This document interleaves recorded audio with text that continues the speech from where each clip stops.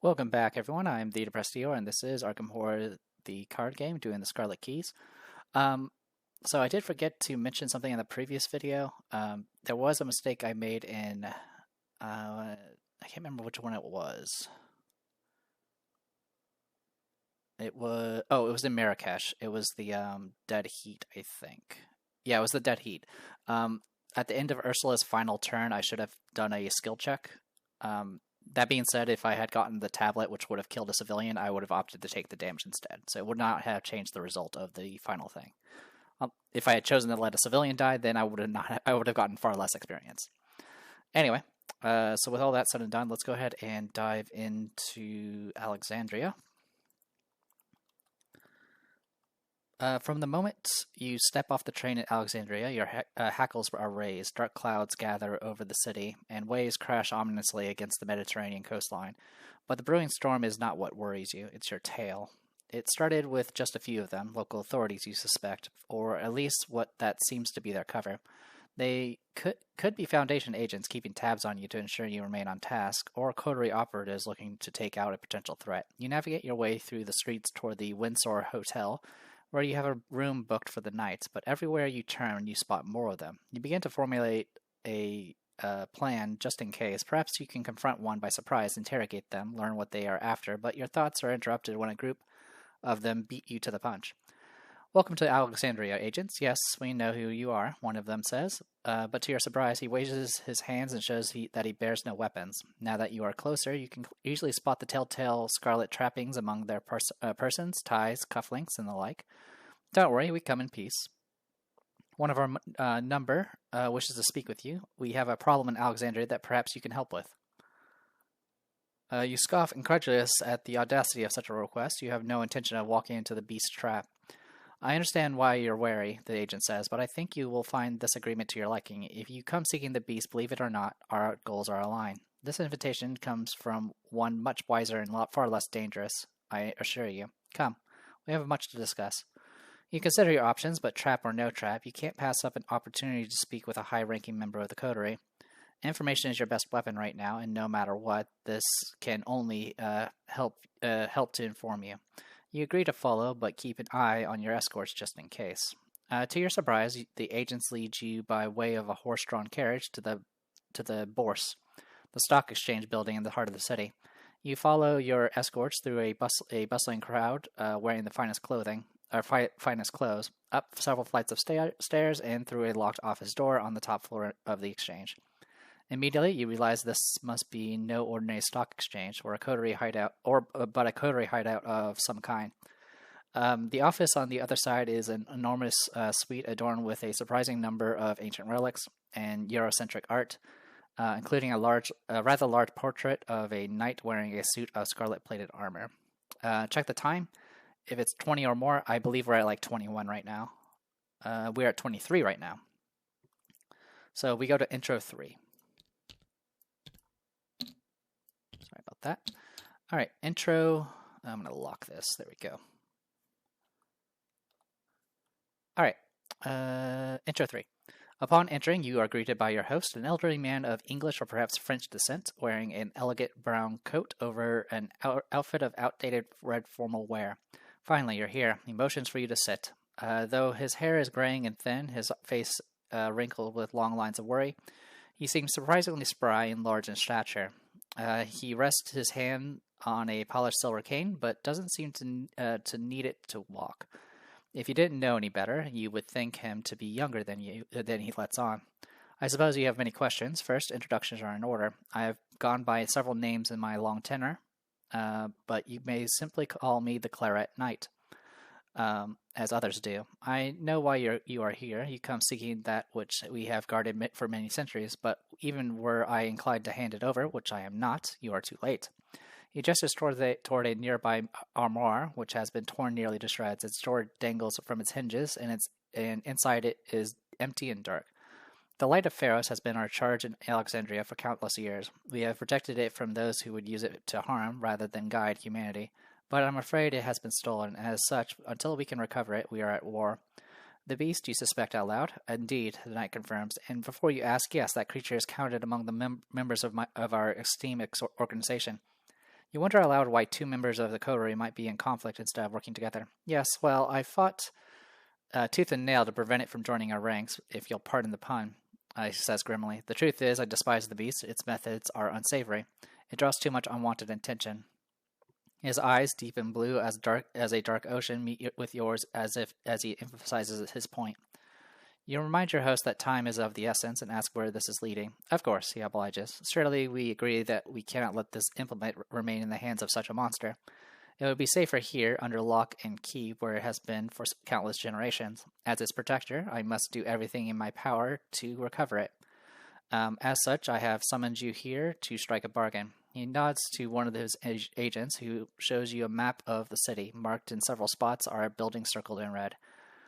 These are locuses, places of power that were established throughout the city to prevent uninvited guests from entering a particular stronghold. They were once linked to this place, but now this power has been usurped by the beast. The Light of Pharaohs is somewhere in the city, protected by our very own magic.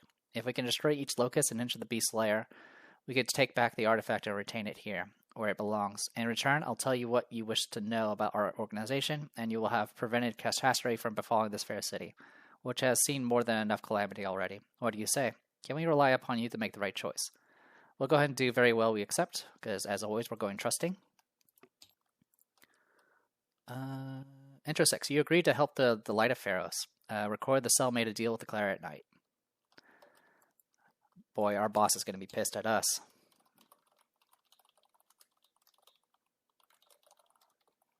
Alright. And then we remove an Elder thing and add a tablet. So we're already at 4, so we get 1 experience. Alright, and then we go to Setup 3. Alright, we're going to be starting at Cape Bay Citadel, which is in the middle.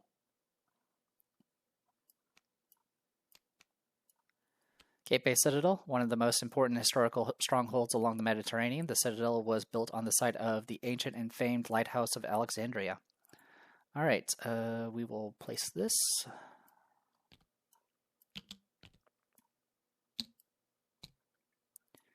Okie dokie, we got all of this going on. Go ahead and shuffle the encounter deck. Brewing Catastrophe, version 3.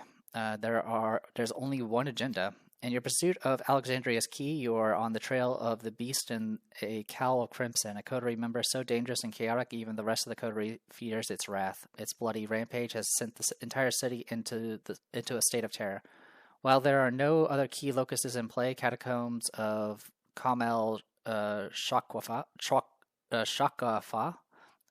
counts as a key locus for the purposes of card abilities.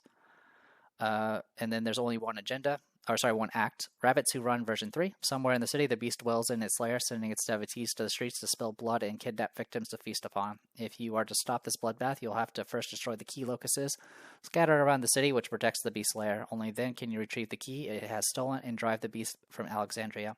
If the beast in a cowl of crimson is defeated, or if an investigator controls the Light of Pharaohs, advance. Alright, so we got key locuses. Defensive barrier, ritual, victory 1, has 6 health.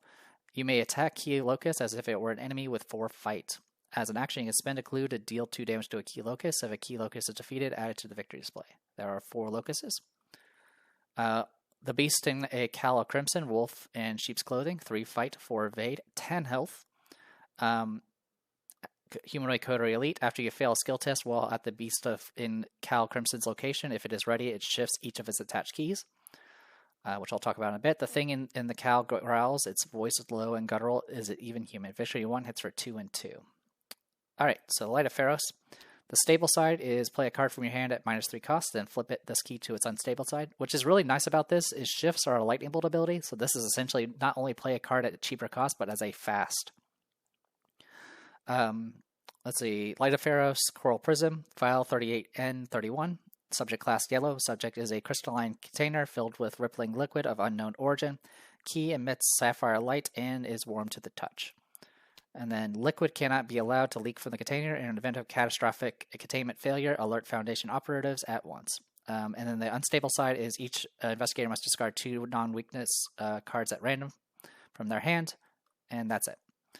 Alright, Tokens. Skull is -1, -3 if you're at a location with a key locus. Cultist is -3 if you fail, either take 1 damage in 1 horror or place 1 doom on the nearest key locus or locus site location. Tablet, -2 if this is an attack against an enemy with patrol. After this attack, it disengages and resolves its patrol keyword. And then Elder Thing, which we don't have any of, is -2 for each point you fail by. Lose 1 resource, max 3. All right. Got all that going. All right. So one thing to note, we do the last blossom is with the Red Glove Man. So I mentioned before that's part of the reason why I held back on getting the thing from Ybor City was because I did not want any of the coterie to get hold of the key that's there. That being said, out of any of the coterie that you generally don't want to have a key, it would be the Red Glove Man because he's guaranteed to be a problem in the future. But unfortunately, there's not much we can do about it since we haven't really pissed off too many people as of late. I mean, besides our own bosses. Out of anything, though, I think the last blossom is probably not too bad. For the most part, I generally don't let monsters stay alive long enough to actually get healed, so I'm hoping that'll work in our favor. In any case, we'll go ahead and shuffle this into the deck. And let's see if there's anything else we need to worry about.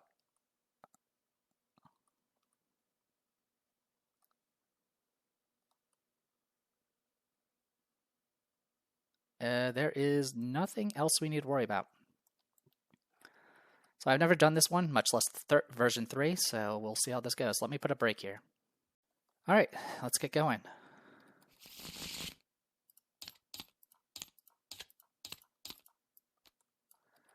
So one thing I definitely should pick up with Jacqueline is Charisma, because Arcane Initiate is not unique, and having multiple Arcane Initiates would actually be really good. But I'm actually okay with starting with what we have right now. So Ward of Protection, Voice of Ra, a Shriveling, Arcane Initiate, Holy Rosary. Honestly, all this is actually pretty good.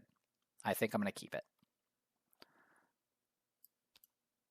Because we can obviously do Arcane Initiate, Holy Rosary, and Shriveling all in one go. And then start going to town. All right. And then over here with Ursula. All right. Take out the practice cards for now.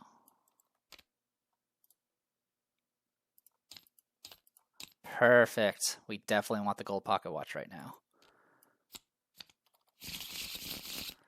Okay. Let's go ahead and go. We're just going to start this, shuffle this, shuffle this, shuffle this. This guy. Okay, this guy does not have Hunter.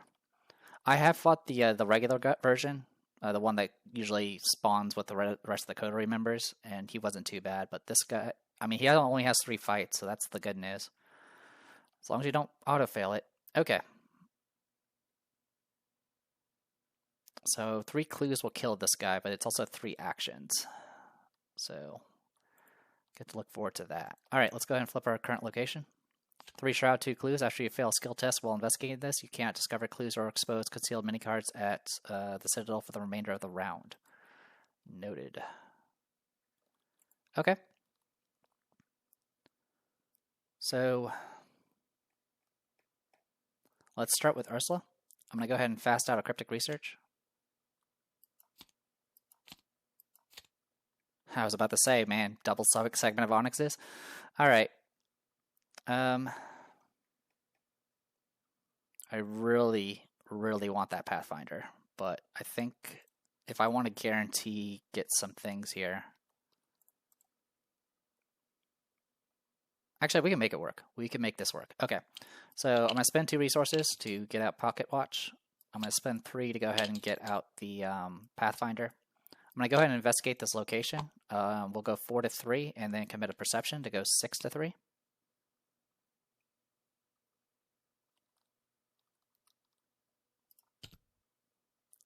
Okay, I pass. I draw a card. I'll get a clue. And then I'll Pathfind move. We'll go to Victoria College. Founded just 2 decades ago, the college is home to many important and well-to-do students. Your intel indicates that one of the Claret Knight's loci might have moved recently, it shouldn't be a surprise to you if this was the chosen site. 4 Shroud, 2 clues. When you would draw exactly 1 card from your deck while you are at Victoria College, instead look at the top 2 cards of your deck, choose 1 to draw, and shuffle the other back into your deck. Limit once per round. Okay. I will use my ability to investigate. I'm going to commit a working, a hunch, and a deduction. This will put us at 7 to 4.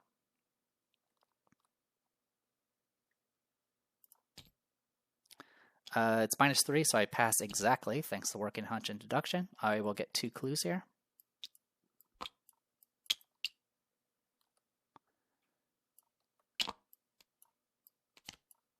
And that'll be it for her.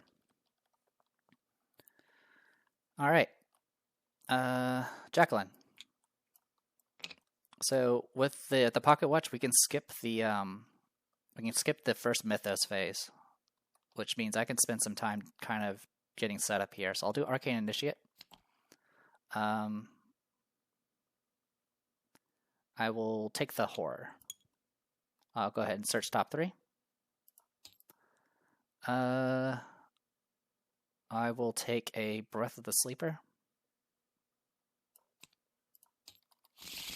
I am going to go ahead and play Voice of Ra and use my ability with it. So I'll gain 1 resource, and I'm going to reveal 5 tokens.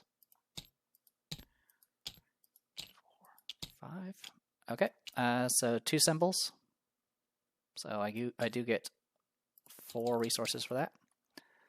And then last action, I'm going to go ahead and spend 2 to get out Holy Rosary. And then that'll be it for her. All right. Enemy phase. This guy is, as far as I know, not moving.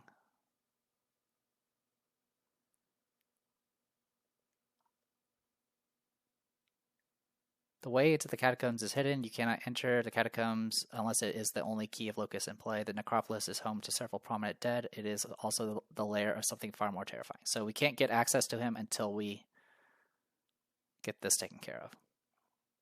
I am curious though, there might be some ways to actually pull this enemy towards you. I think there's some Guardian cards that can let you do that. I'm also pretty sure there's a number of other cards that can move enemies, so it could be interesting to do that. And there's the Bourse. Okay.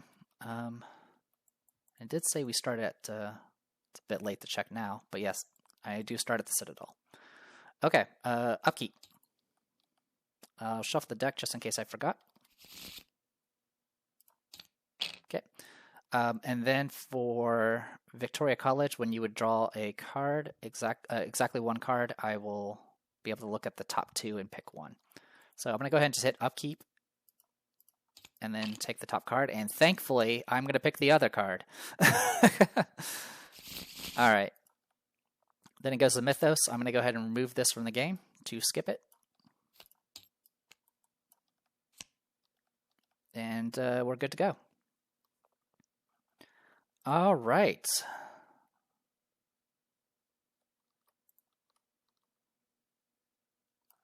I'm going to go ahead and... I don't know what's at the Bourse. No idea. All right. Let's start with Jacqueline. I'm going to go ahead and search top... Oh, actually, first I'm going to spend 3 to play Arbiter of Fates. And then I'll search top 3. Actually, let's not get out Arbiter of Fates yet. Let's search top 3 first. I will take the Spectral Shield. I'm then going to go ahead and spend 3 to get out Shriveling. I'm then going to move.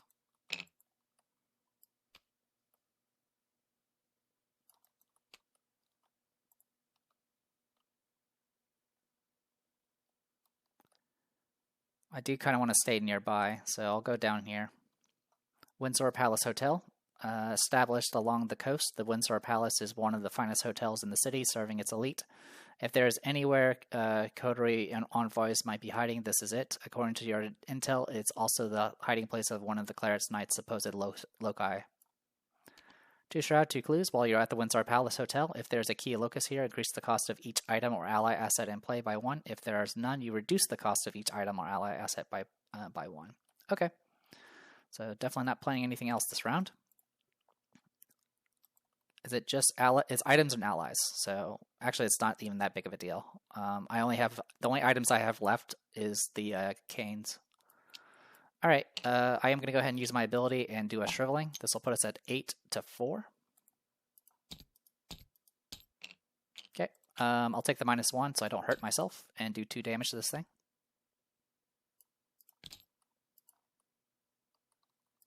And that'll be it for this round.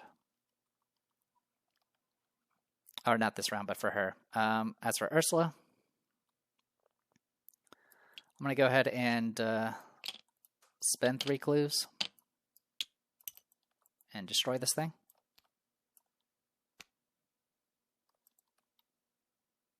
Yep, 3 clues and 3 actions.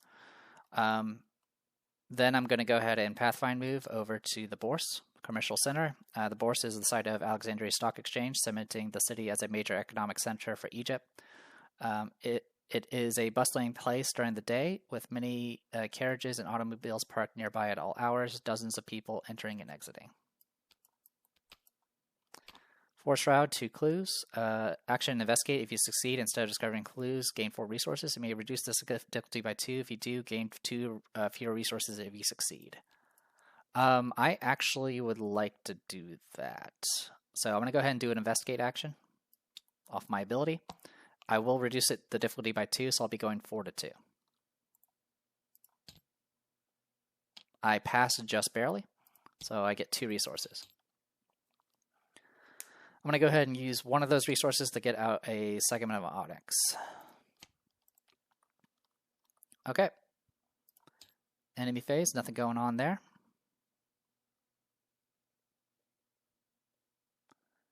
Upkeep.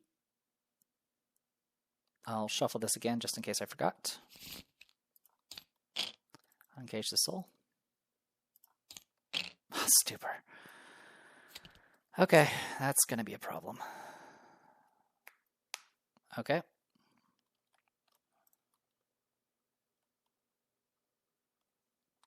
Not much we can do about that. All right.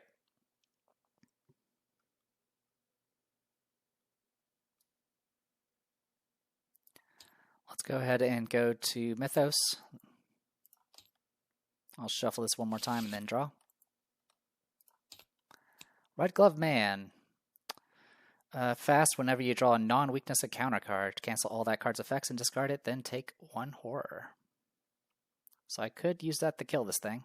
It won't go in the victory display, but it will get discarded. So yeah, let's do that. Let's say no to you.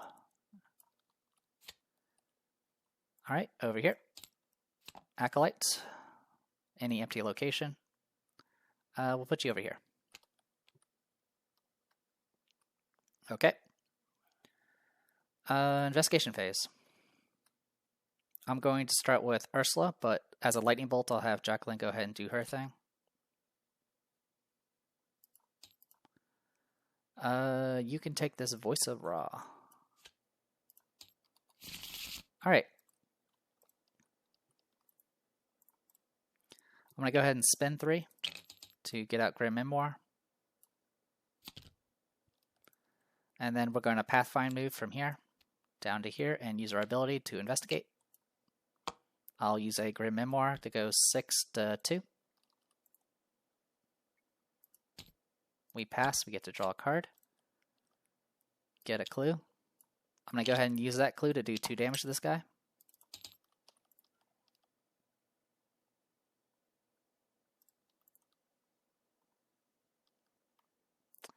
I've investigated, so I can't draw a card or parlay. So I'm going to go ahead and gain a resource and then use that resource to play a segment of Onyx. Actually, no, I will not. I will just gain the resource. Things are expensive here right now. All right. Also, once the locust is gone, I could play these things for free. All right. Jacqueline. This is not an item, so I can play it for regular cost. I'm then going to go ahead and use a charge of Shriveling and Arbiter of Fates.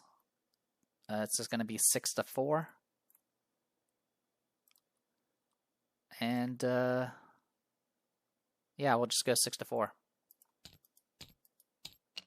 I'll take the +1. That kills this. Okay. And then for my last action, I'm going to spend 3 to get out a Breath of the Sleeper.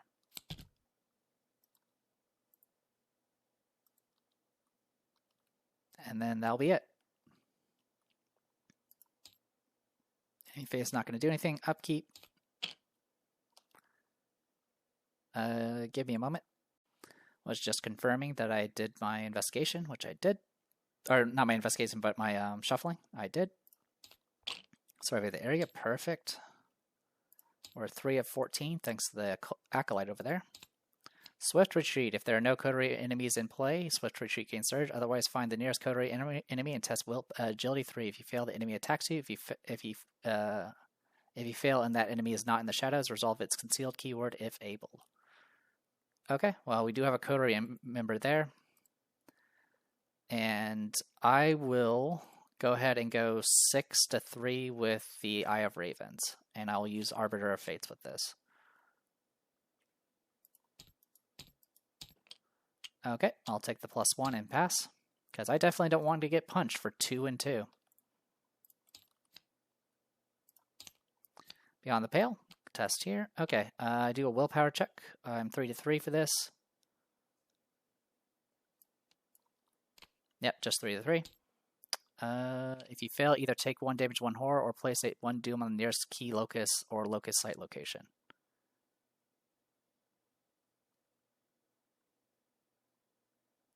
I think I get to choose? I don't know.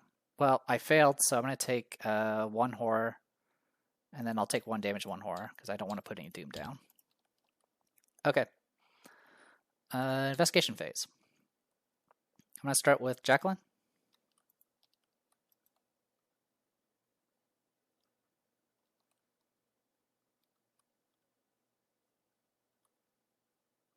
Yeah, I'll start with Jacqueline. Arcane Initiate, search top 3. I will take a Rite of Seeking.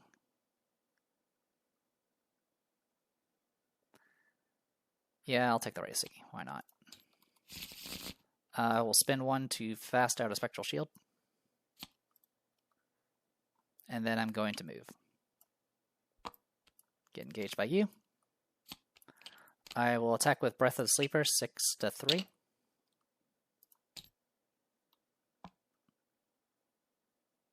Okay, it is dead. As far as I can tell, none of the enemies have patrol, so it doesn't matter. Alright, killed that enemy. Let's go ahead and move.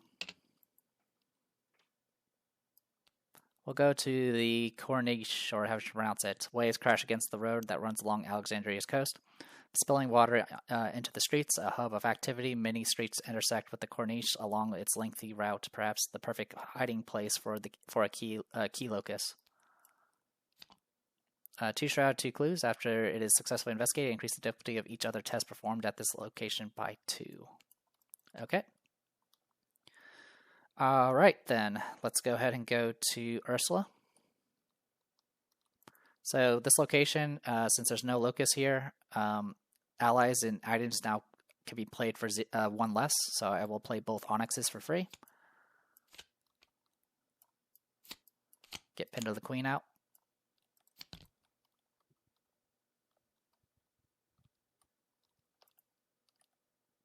I'm going to go ahead and spend an action to get out a Artistic Inspiration.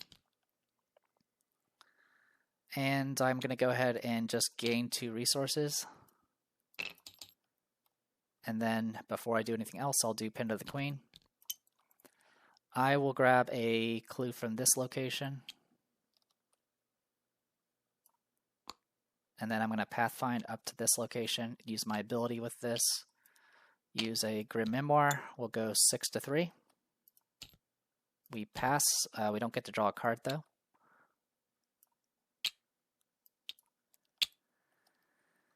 And there you go.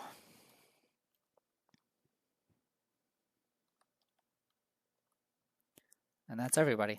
Enemy phase, nothing going on there. Upkeep. I'm going to shuffle this again just in case. Sword Cane is welcomed. Unexpected Courage. Third Doom out of 14. Swift Retreat again.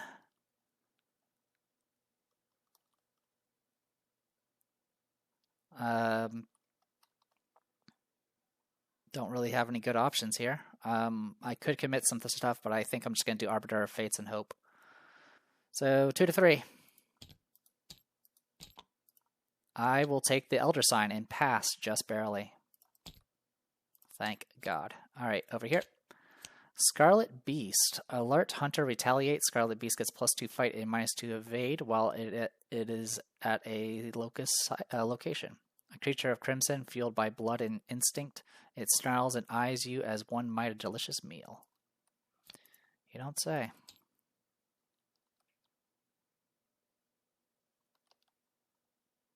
Alright. How do we want to do this?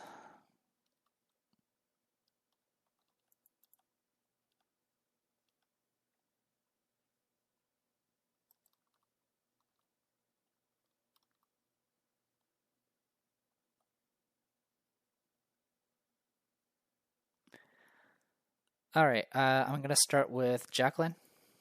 Search top 3 for a spell card. Hello, Deny Existence. Alright. Then I'm going to try to blast this thing with a Shriveling. We were going to be 8 to 4.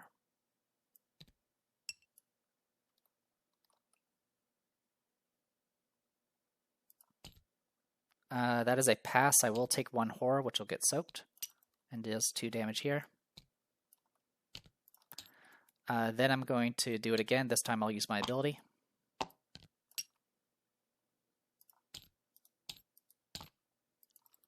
I'll take the skull again to take a horror, and then I'll draw a card because of the Elder Sign being cancelled. And then I'll do another 2 damage, by the way. Last action, I'm going to go ahead and play a Uncage the Soul. I will discard the Shriveling and then play it again from the discard pile. And that should be it for her. Next, we'll go to Ursula. I will attempt to evade this guy. I'm 4 to 4 right now. We'll go 8 to 4 with Survey the Area. That is a pass. I'm going to go ahead and use Pen of the Queen to grab a clue.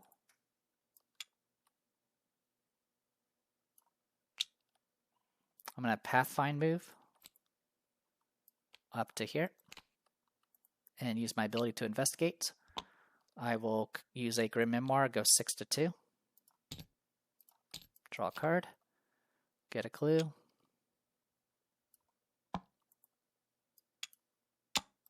Okay. And then my last 2 actions, I'm going to go ahead and gain a resource and then use those resources to play Witten Green, like so.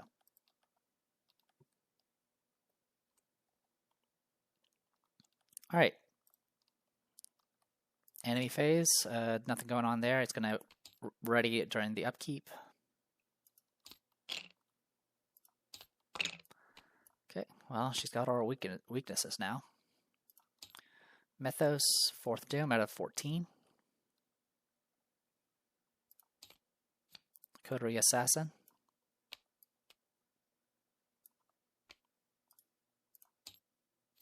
Didn't mean to do that.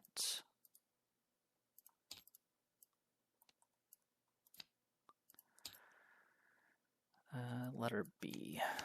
Alright. And has concealed 1.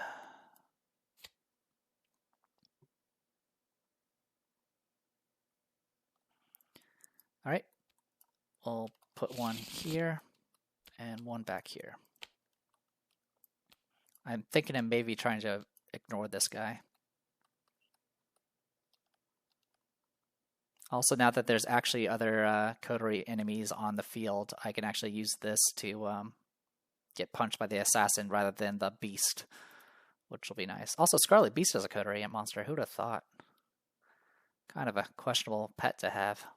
Alright. So that was that. Your card. Key Charge Surge. Each coterie enemy shifts each key attached to it. Okay, so that's going to activate the Light of Pharaohs and make us discard cards. Discard card, discard card. Okay, could have been worse. And then you just lose this card.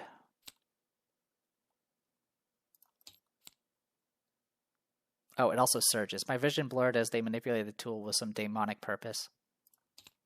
Splinter Space, attached to your location. Do Agility 3. So I'll go 4 to 3. That's a wonderful fail there. I will take 1 damage.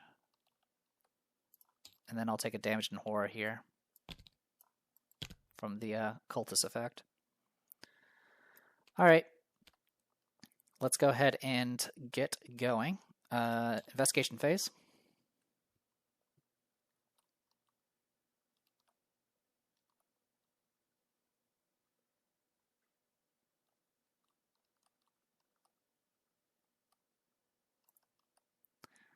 I will go ahead and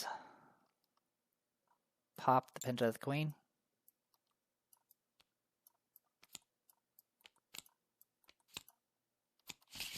Use that to grab a clue from here.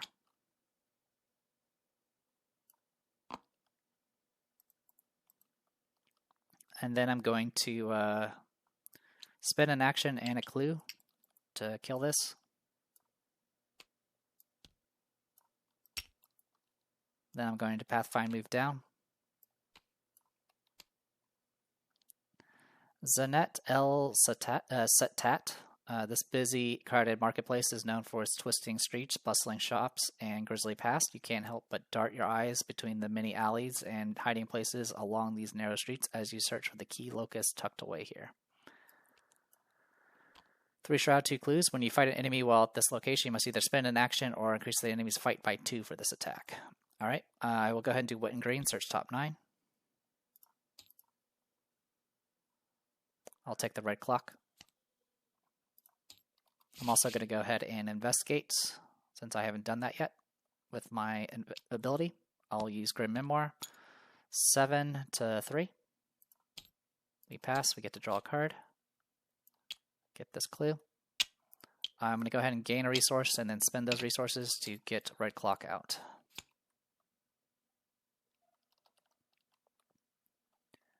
Alright. I will go ahead and, for Jacqueline, I'll of course do a Arcane Initiate, search top 3.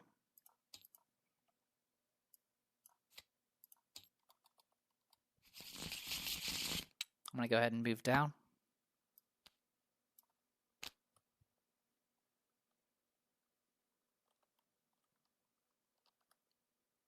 And I'm going to go ahead and start blasting.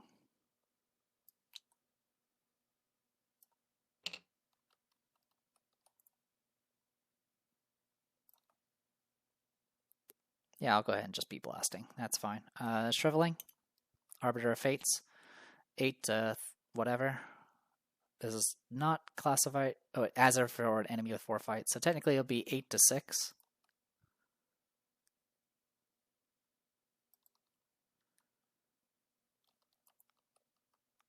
That's a little annoying, actually. Yeah, we'll just go 8 to 6. Alright, I'll take the 0 and do 2 damage. Last action, I'm going to go ahead and do a Voice of Ra, gain 1 resource, then use my ability with this. 1, 2, 3, 4, 5. Alright, 4 more resources, bringing us up to 7. Alright, I'm not going to have to worry about the assassin because none of us is in a concealed, none of us are in a location with hidden cards. Scarlet Beast is going to come and say hi to us. I'm going to have it engage her, and actually I need to have her tank it. So I'll take I'll have the shield soak the damage and take a horror on the Holy Rosary. And then we'll go to upkeep.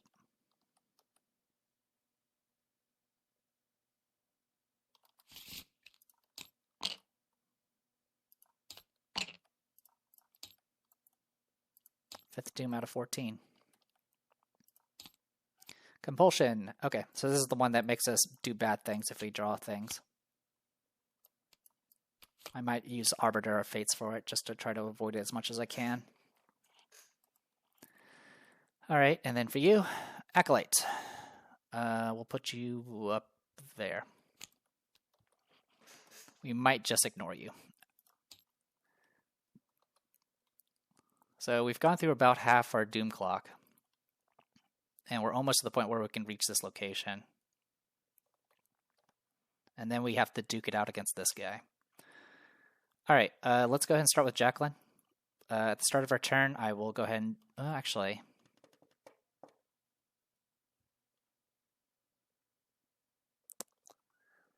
let's go ahead and start with Ursula.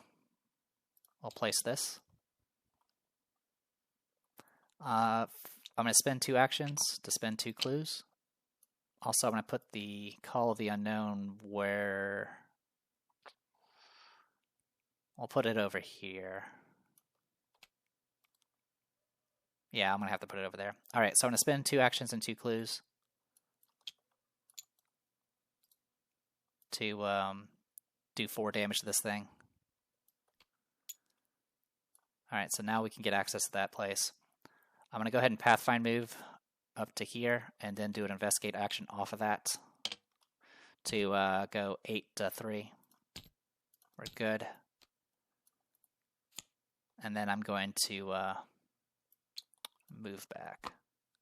Actually, I don't need to move back. I'm going to gain a resource. Actually, no, I do need to move back.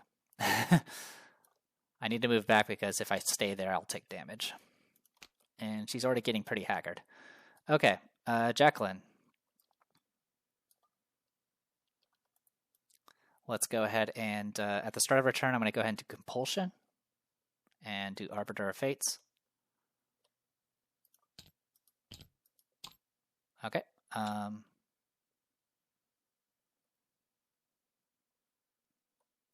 pretty sure canceling in this, it's not a skill check, so I don't think I get to get anything from this. But either way, I don't trigger Compulsion. Then I'm going to go ahead and spend 3 to do a Whispers of Doom on this guy, and I will use my ability with that as well.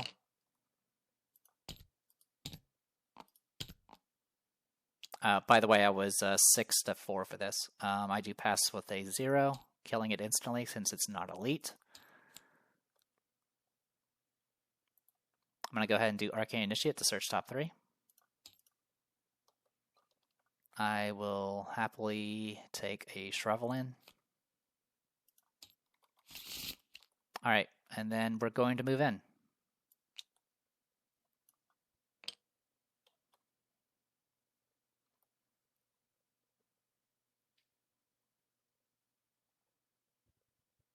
Yep, we're going to go ahead and move in. 5 Shroud, 4 clues. As an action, willpower or agility 4. If you succeed, investigators at this location may spend 2 clues as a group to place 2 resources. Place a resource on Light of Pharos. Then, if there are 3 resources on the Light of Pharos, choose an investigator at this location to take control of it. That's an interesting option. We could do that instead of killing this guy. But I really, really want to kill this guy. So, we're going to kill this guy. I'm going to go ahead and just blast this guy. We'll do...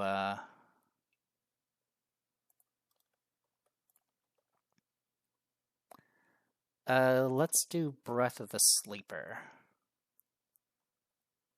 So this will put us at 6 to 3. I am going to go ahead and spend 3 charges. And I'm going to commit a Prescient and pick Symbol.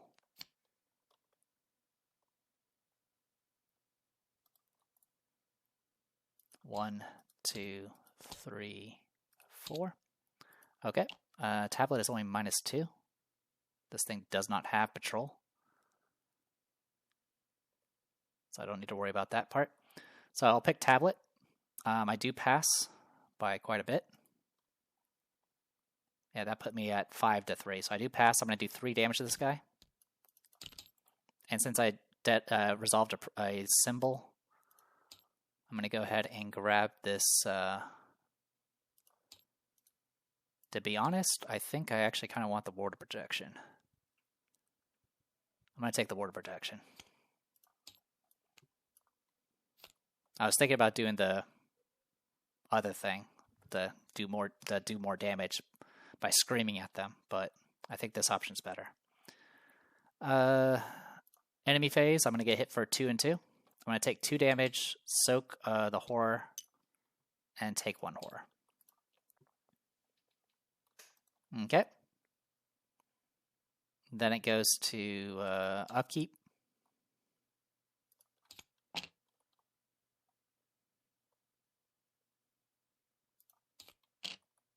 Mythos. 7 of 14. That is what I definitely wanted to get rid of. So I'll spend 1 and take a horror, which will get soaked, to say goodbye to you. And then over here, we'll get another Acolyte, which I will spawn, I don't know, over here. Alright, investigation phase. I'll start with Ursula. We'll put Call of an Unknown over there. We'll place this here and move the free space to here. I will go ahead and use my action to move, or to my special ability to investigate, rather. Currently, we are 5 to 5. I'm going to spend 1 to do a practice makes perfect. Search top 9.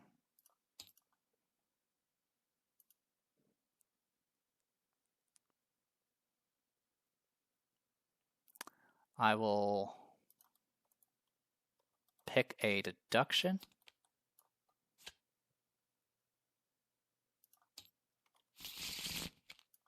Then spend another and do another practice makes perfect. Search top 9.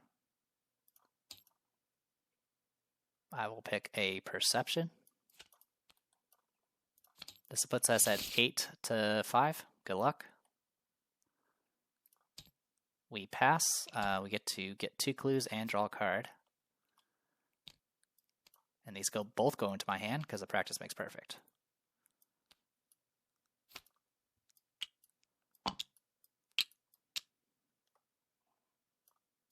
Okay.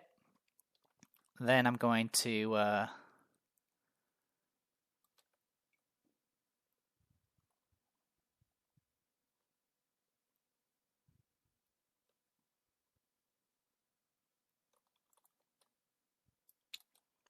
I guess I'll try this thing. Why not? We'll go 4 to 4 on this.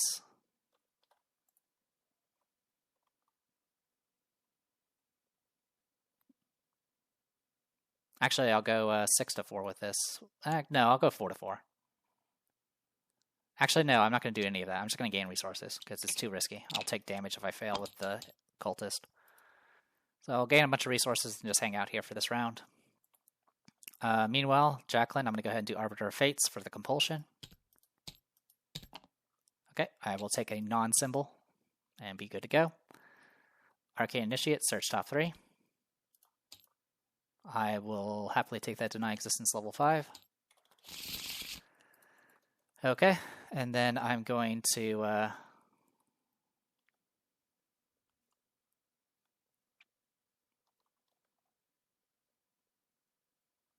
get to work here, I guess.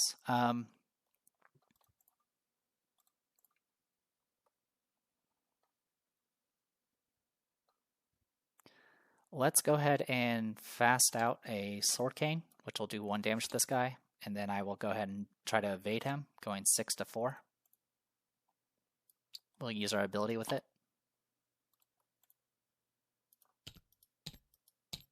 Okay, we'll take the -1, so we evade him.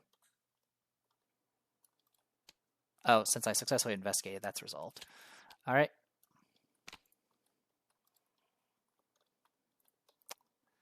I'm using this opportunity to be a little greedy, I must admit. I'm going to go ahead and spin 3 to replace this Breath of the Sleeper with a fresh one. I'm then going to go ahead and try punching this thing. We'll do Shriveling. This will be 8 to 3. Alright, I do take a horror, which will get soaked, and do 2 damage. Then I'll do it again. Shriveling. Pass, it does another 2 damage. And then that'll be it. Enemy phase, nothing going on there. Upkeep, you'll say hi to you.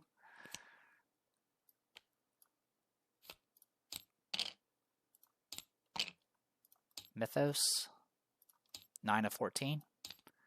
Splintered Space, we do Agility 2 test. We fail, we'll take a damage, which will get soaked.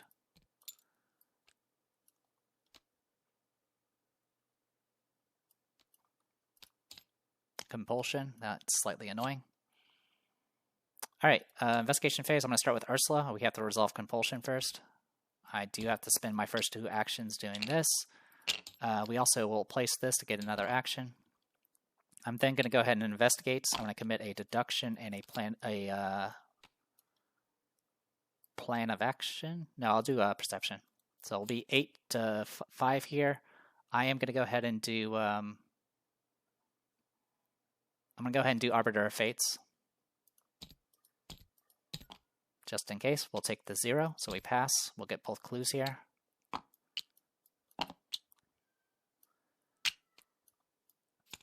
And we draw a card. I think it was this card. Alright, I'll fast out this segment of Onyx just because I can. Oh, also, Call of the Unknown is going to go over here and probably kill me. Alright, and last action, I'm just going to...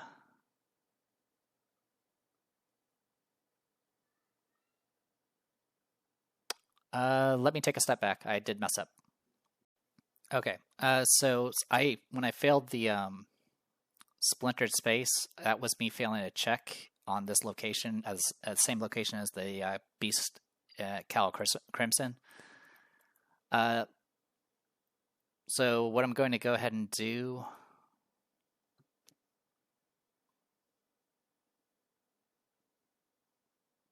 is, instead of making the test, I'm going to go ahead and just do the ward instead.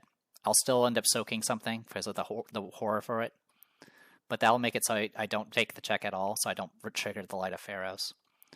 That also will mean I won't have to redo all this nonsense. So I think we're good. Give me one more second. Yeah, I think we're good. Alright, sorry about that. Goes to Jacqueline's turn. Jacqueline is going to go ahead and do Arcane Initiate, search top 3.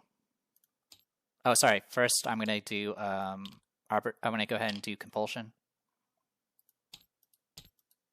Using my ability, I'll take the -1 so I don't have to trigger it. Then I'll do search top 3. I will take a Eyes of the Dreamer. Actually, at this point, I will take a Spectral Shield. Okay.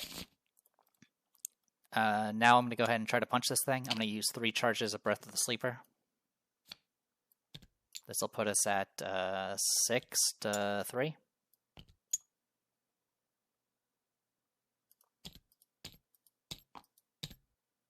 Okay. I'll take the 0, and I will draw a card because of the Elder Sign. And then I will do 1 damage. Then I'll do it again, spending 3 charges.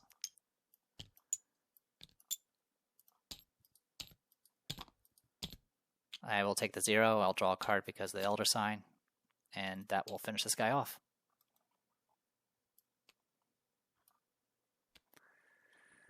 Alright.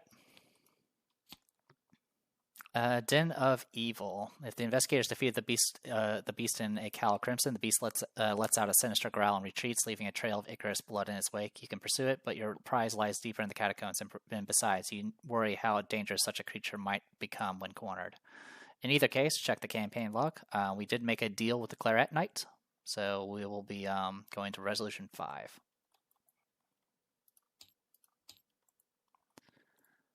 You are escorted by agents in red back to your patron's office safe house within the Bourse. The place has been cleaned up significantly since since you were last there, and a brand new vault sits next to the grand painting of the familiar Scarlet-clad knight. You hand over the key as agreed, and it is placed back inside the vault and sealed shut. There's a rush of air and a sensation of building pressure throughout the room as the door shuts tight. Your ears pop with a painful change of pressure, and no doubt the work of the so-called locusts. The Claret Knight looks on with pride as his agents handle the ancient relic. Once again, forces have conspired to oust us from our rightful place, but once again, we stand victorious. He declares, if there was any semblance of fear or worry on his face before, it has vanished, replaced with the calm resolve of one who has faced many such foes before. With the key now safely secure in his vault, he turns his attention to you, shaking your hand and gesturing to his desk. Come, sit. You have done your part, now allow me to do mine. I promised answers, and answers you shall receive. Resolution 8. Alright. You ask the knight what the Red Coterie is truly about. So far you have seen its members be both brutal and reasonable, and why all the secrecy? I have not lied to you. We seek only to protect humanity. He points to the vault wherein the light of Pharaohs is still safely sealed away. These objects, they are too powerful to be wielded by just anyone, and too precious to be kept unaccounted. I'm sure by now you have noticed the influence of other entities upon our world, outsiders we call them. These relics are the only line of defense against such entities. The Coterie keeps them safe to be used only to do battle with the outsiders. That is why I could not suffer this artifact to fall into the hands of that beast. Aliki is the one who does most of our research regarding the outsiders. If you wish to know more, perhaps find her. Last anyone heard from her was around Kathmandu, I believe, but you will need to find a translator if you wish to speak with her. She is cryptic and difficult to understand. He glances at the portrait of the knight clad in crimson armor that looms behind him. As for all the red, handling relics of otherworldly nature is both dangerous and conspicuous. So we have bound them to one or more articles of clothing to better blend in with society. The process, for whatever reason, turns them red. Of course, there are other benefits too. Think of it as a secret handshake, if you will. He raises an eyebrow as he appraises you.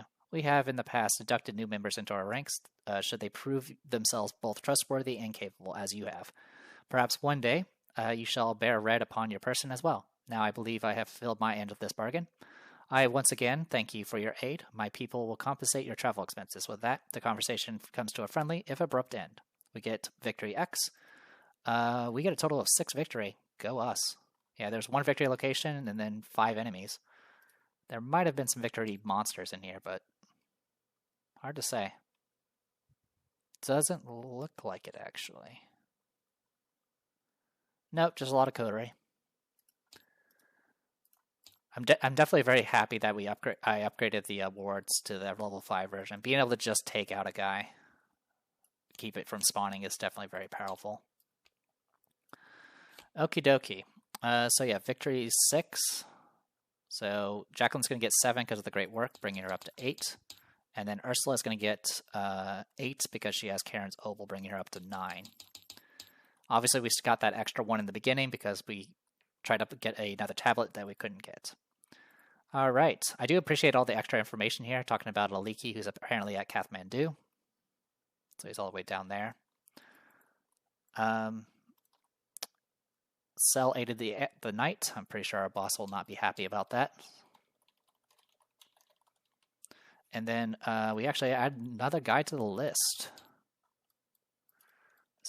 What's the full name? Beast in a Cowl of Crimson.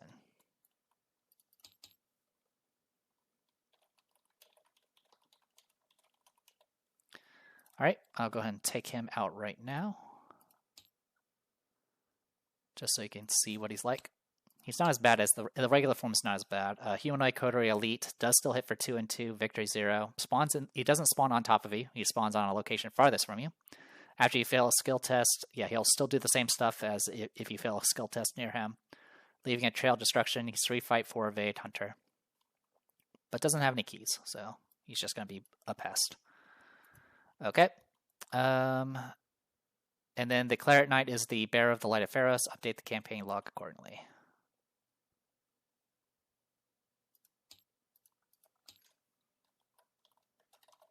Okay. All right, give me a moment to. Oh, and then we add 3 times to the campaign. 3 times to the campaign log, and then we embark. So we do trigger this thing, which is going to be annoying. Gamma. The reports continue. Now it's not just missing people, but people returning, having changed, buildings and objects too replicated but different, off like they had been completely dismantled and then reassembled. But why? We add another cultist, which is unfortunate. And then each investigator must add a copy of Paradimensional Understanding Weakness to their deck, which is going to be this card. So, whatchamacalls it? Madness Paradox, you must either, when you draw it, you must either immediately shift an unstable key control or flip each stable key you control to its unstable side. Right now, that's not going to do anything to Ursula besides eat up a draw, because we don't actually have a lot of keys. But yeah, this becomes a lot more dangerous the more keys you have in your possession.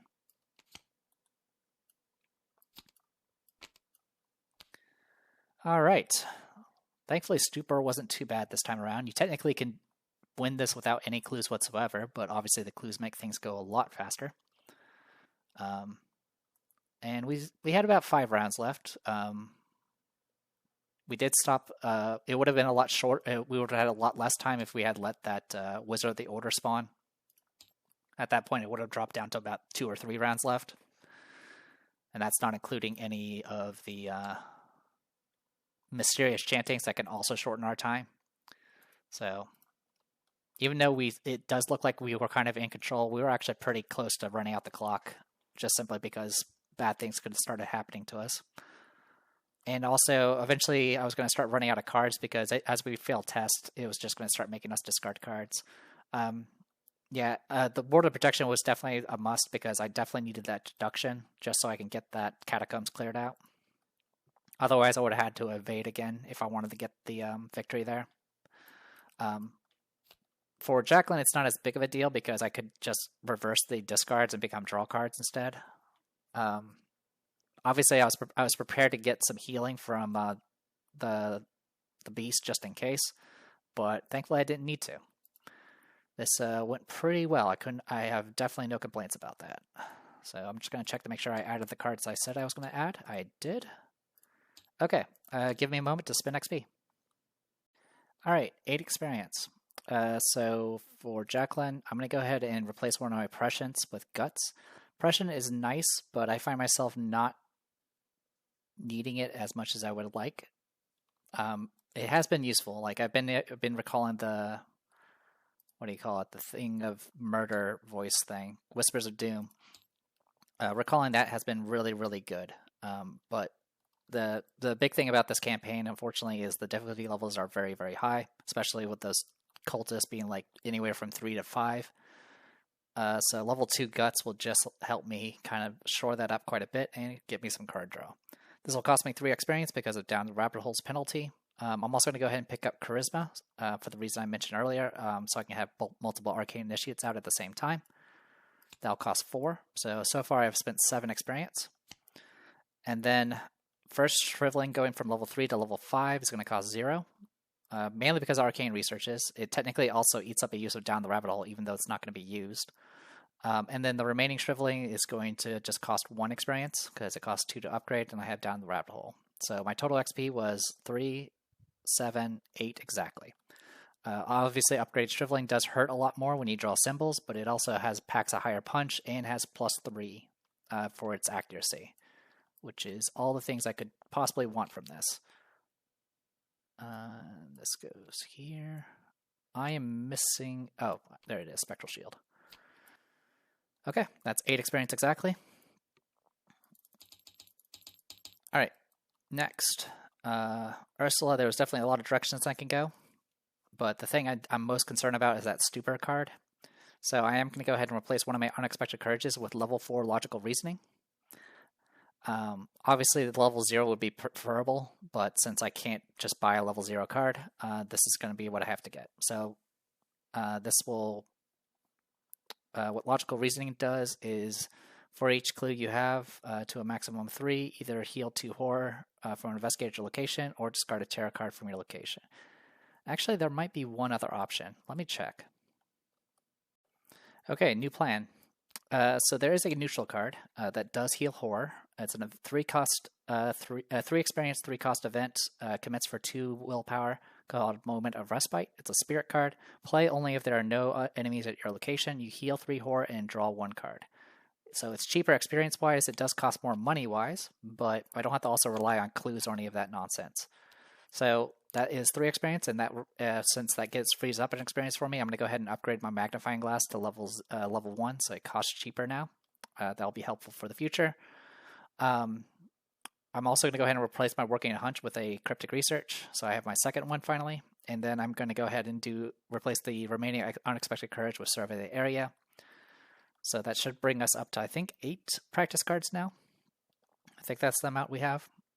So yeah, 1, 4, 8, 9 experience exactly.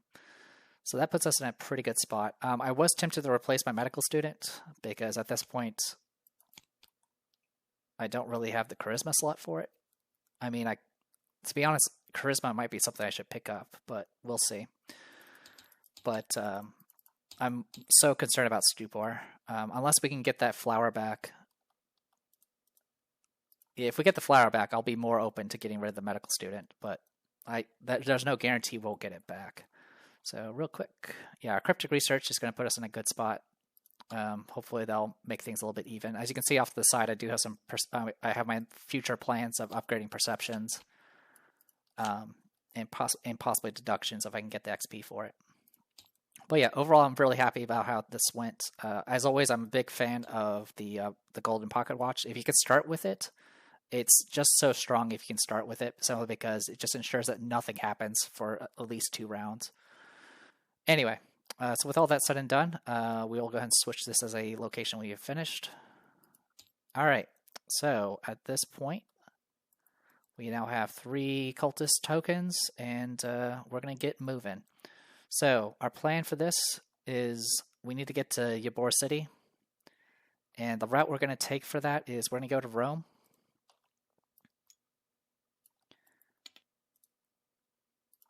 That is going to get us a +1 resource from our next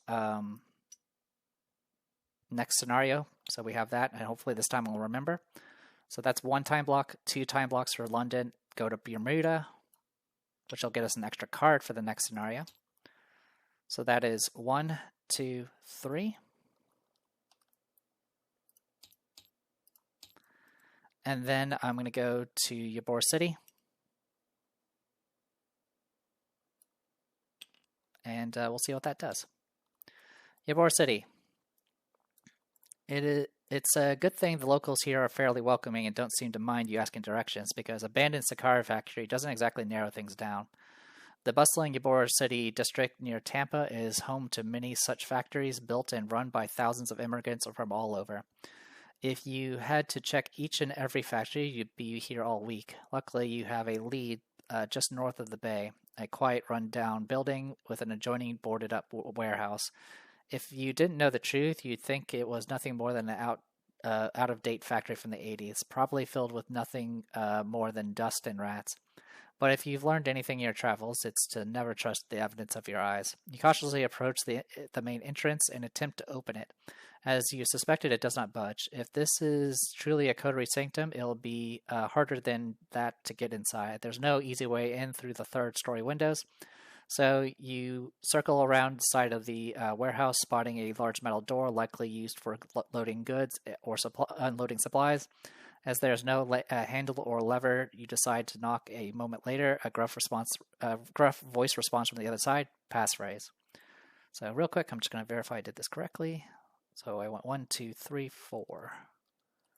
I went 1, 2, 3, 4. Okay, yeah, we are correct. Okay. If you know the passphrase, which we do, the current time is after the theta, which I have it marked as the resource token. It is way past that. We go to Safe House 2. You lean in and utter the words that Desi taught you, Blackbird Solitaire, and the door slides open. On the other side, a muscular man with a thick mustache gives you a toothy grin. The hand hovering just over the handle of a revolver holstered at his side gives you pause. But after a moment, he steps aside to let you in. Boss said you might be stopping by. He said to let you look around and take whatever you need. You step inside and eye the man carefully. Last thing you need is a bullet in the back just as soon as you begin your search. As if sensing your concern, he slowly unholsters his gun and empties the cylinder. Look, friend, I know what you did for Desi. Any friend of his is a friend of mine, he states, meeting your suspicious gaze head on. Whatever you're looking for, it's yours. It doesn't take too long for you to find the key Desi had stashed here. Mounted on a far wall of the warehouse, over a mist of a trove of supplies and ammunition, its alien sheen reflects a warped view of your startled countenance. It is a double-edged blade of considerable length. Although it has no handle or grip, with which to wield it. It might be a weapon, but it is no mortal one. That is for sure. That old thing? The gruff man asks as you delicately remove it from its mount. Just a weird hunk of metal, that is. Thought Dusty just kept it here for kicks. Creeps the hell out of me. As you hold the blade over both your hands, a gentle pulse of energy quivers through its length. Not a decoration, then. This is the real deal.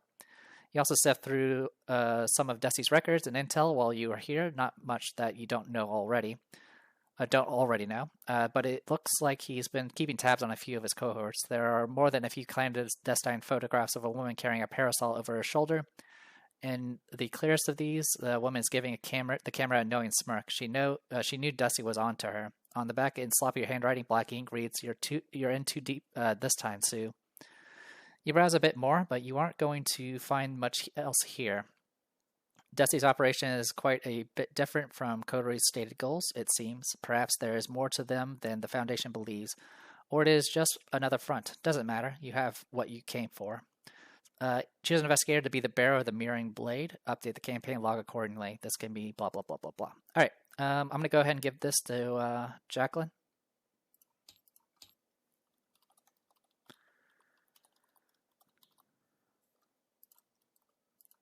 Let her carry all the fancy things here. So this is the mirroring blade. All right. Stable. Shift. Deal 2 damage to an enemy at your location, or 1 damage to all enemies at your location. Flip this key to its unstable side. The mirroring blade reflects only violence. Looks like there's like an eye staring back at me. File 52U13. Subject class red. Subject is glass-like shard, 26 centimeters in length and less than 3 millimeters at thinnest edge, sharp enough to cut through any known material.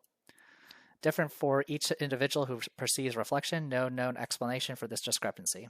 The unstable side, each investigator will take 1 direct damage. Then, if an investigator shifted this key, flip it to its stable side. So yeah, you definitely don't want the bad guys to have this, because it's just going to start plinking you for damage. In the case of Jacqueline, she can soak the damage pretty easy with her shield. For Ursula, on the other hand, I mean, she does have 7 health, but other than that, she doesn't really have a way of defending herself against it. And unfortunately, it does hit both people to fix it. All right. What also makes this card particularly good is it is a way of dealing damage automatically, which is a way to reveal hidden cards, or concealed cards, rather. Also, just doing 2 damage is just really, really strong. All right. Next. Each investigator earns 2 experience as they gain insight into the inner workings of the Red Coterie. I'll check to see if I can spend this experience immediately, because if I can, I definitely have some ideas. Mark 1 time on your campaign log, you may embark. So we are now up to 30, and give me 1 moment. Okay, so supposedly you can only spend XP at the end of a scenario, so we'll just have these 2 extra XP for now, which is fine. This location has now been visited, and now we can move, what, twice? Did I miss something? I think I did. Give me a second. Okay, sorry, I did make a mistake. So when I finished Dogs of War, I got 3 time, which put me at 26. I moved 4 time to get to Ybor City, and then we added 1 more time, which gets us to 31. So I was like, I was like wondering why I had so much extra time, because I definitely counted it out. All right, so we are right now at Ybor City. We're gonna go to San Juan and check that place out. Determine if this site is the key of your site of your missing keys by performing the following steps. Gather an enemy's concealed minicard, it doesn't matter which one, and 3 decoys. So we just grab an enemy concealed card of our choice. We'll grab the assassin, and then 3 decoys.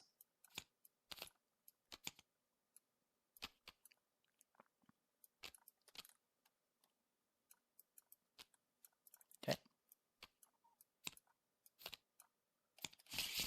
1, 2, 3, 4. All right.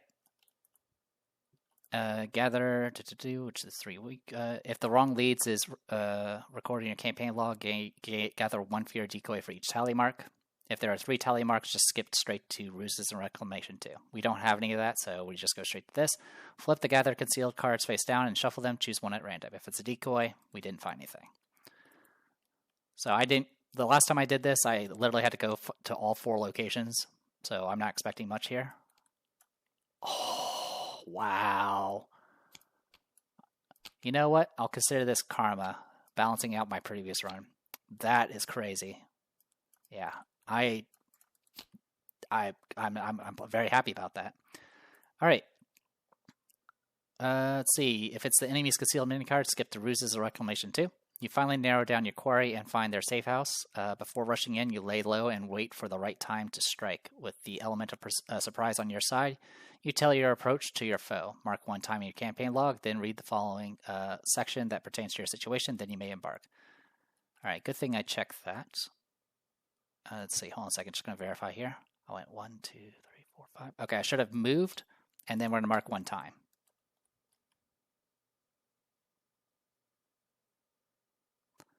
Which is unfortunate, because that means I'm not going to have enough time to do what I want to do.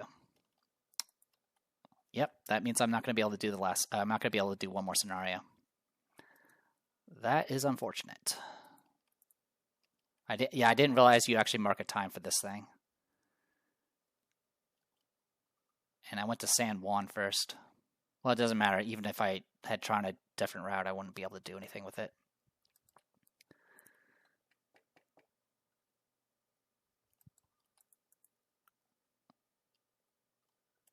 Yeah, because the moment I hit 35, that's game.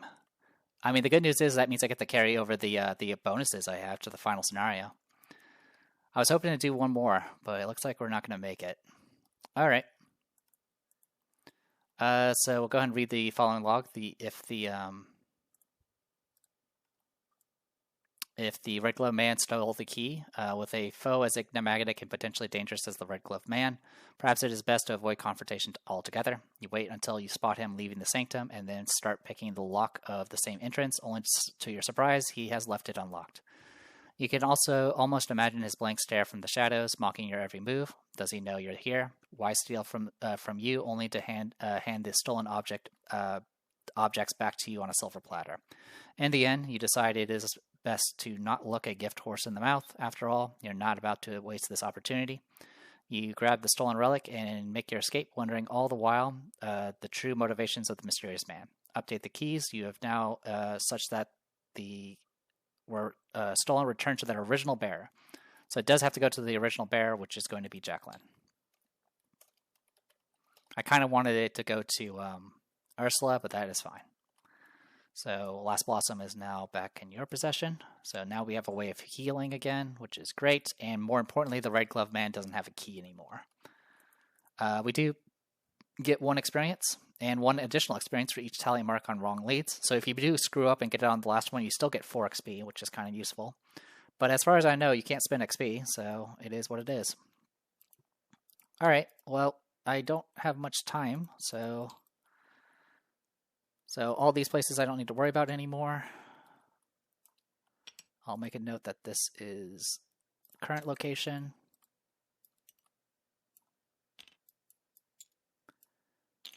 All right.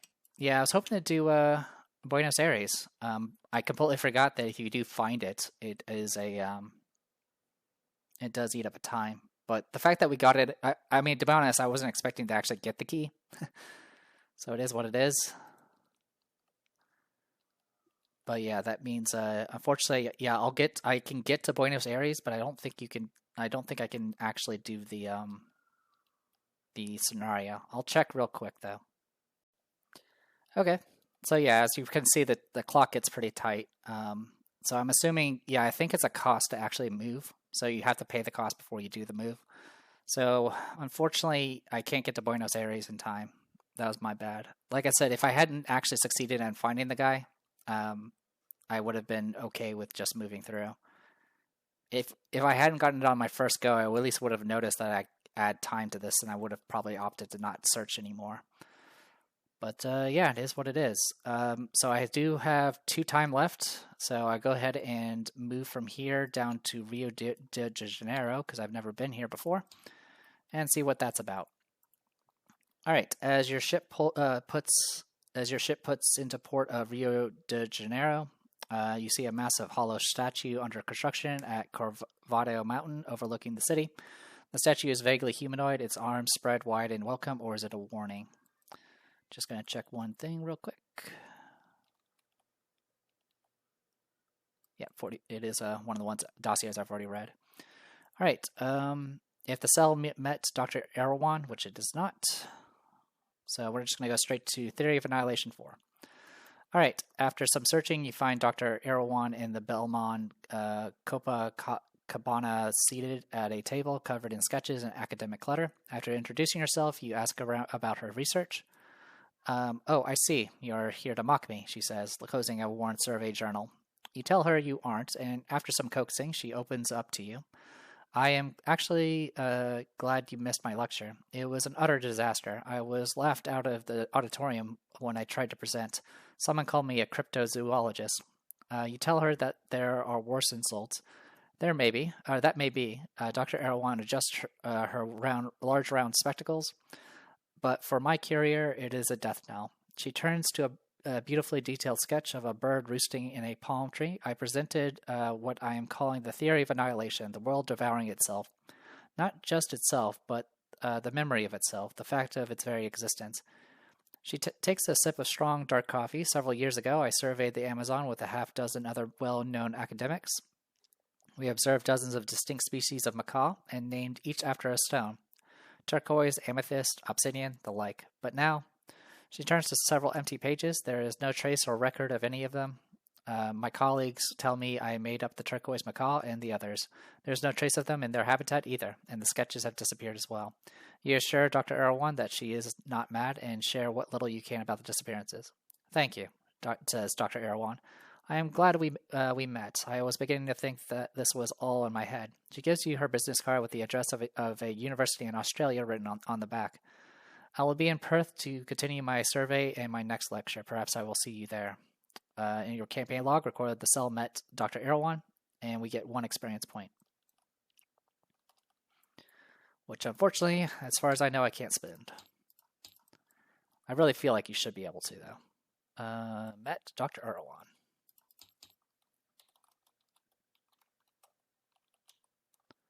All right. So that was 1 time for that, and then we're going to move 1 more time, which is just going to trigger this last thing. All right, as you head into your hotel room, frantic at news of recent events, you mentally begin to prepare for the next leg of your trip, when suddenly a shape emerges from a corner of your hotel room, and you are clocked on the side of your skull by something heavy and smooth. You collapse into darkness. The last thing you see is a splash of red. Add a cultist to the case bag, and you are out of time. Immediately travel directly to Tunguska, and proceed to the final scenario, finale scenario, Congress of Keys. So with that, we are no longer here. Well, actually, we can mark that this has been visited. And we will mark that this is our current location. So there you go. So yeah, I was going to try to take advantage of the clock here. Like, I was hoping to get to Buenos Aires. I was hoping to get to Buenos Aires at 34.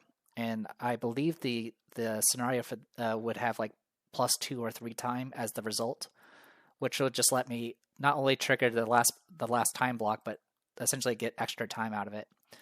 But unfortunately, it didn't work out that way. I was also hoping to see if I can get 8 scenarios in, including the finale, but it looks like we're still going to be stuck with 7. So 1, 2, 3, 4, 5, 6, 7. Yeah. It's pretty hard to get all of them.